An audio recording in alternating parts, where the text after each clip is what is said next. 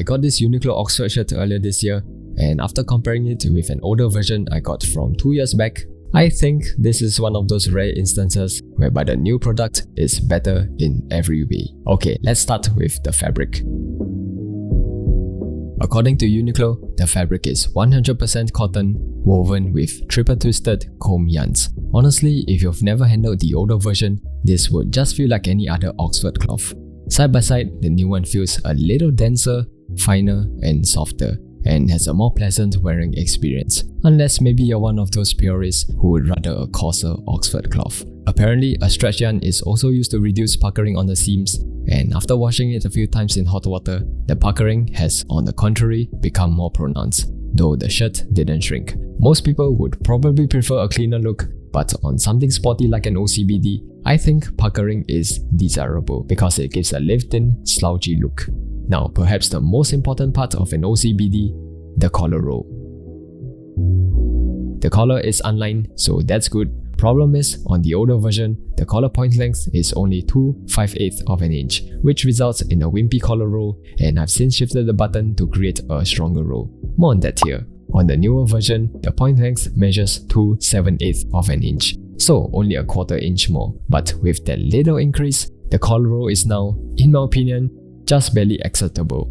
It looks okay by itself or under a casual layer, though I don't think it goes very well with tailored jackets. Regardless, despite its shortcomings, I'd say it's definitely an upgrade.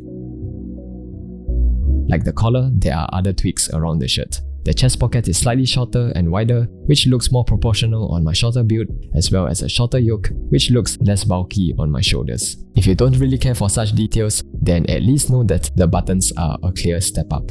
On the old buttons, it's got a glossy shine that you can instantly tell is plastic. On the new buttons though, I nearly thought it was mother of pearl for a second because of its almost mother of pearl-like luster. Of course, it's not MOP, but I don't think many people would be able to tell anyway, at least from a distance. Another welcome change is the lowering of the button position by about 0.5 centimeter. As someone who likes to leave the top 2, sometimes 3 buttons undone, I like how this new position helps to create a deeper V on the chest. Okay, next, the seams. The older version is stitched using a double needle chain stitch along the side seam and sleeve seam. It's a cheaper and faster way to sew the shirt and creates a more casual look because of its 2 rows of visible stitching on the outside. Now compare this with the flat felt seam on the newer version using a single needle lock stitch. It's a more time consuming procedure, but the result is a stronger, more comfortable and more refined looking seam, and you'll often see this in high quality dress shirts. That's not to say that the older version is bad, only that this newer version is superior.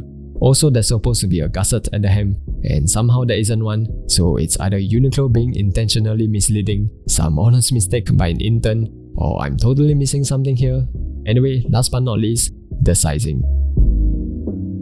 I usually wear a size XS, but went for an S here because I like my casual shirts to fit baggy. Apart from a slightly slimmer chest, everything else fits pretty much the same compared to the older version. And consistent with all my size S Uniqlo shirts, the sleeves are too long, but not a big deal since I plan to alter it. If I remember correctly, this shirt used to be 30 bucks, but goes for 40 these days. For that extra $10, whether due to inflation, corporate greed, or surprise surprise, the R&D that went into this, I think it's justified considering the refinements, and I like to think that the Japanese philosophy of Kaizen has got a large part in this. Overall, I'm pretty satisfied with the shirt. No major complaints, except that if you're into classic menswear, the not so ideal collar roll might be a deal breaker. So if that's the case, maybe consider Spear and McKay if you're on a budget, or proper cloth if you want to support the channel. And that's all for now. For more clothing reviews, check out this video. Until next time, stay subtle.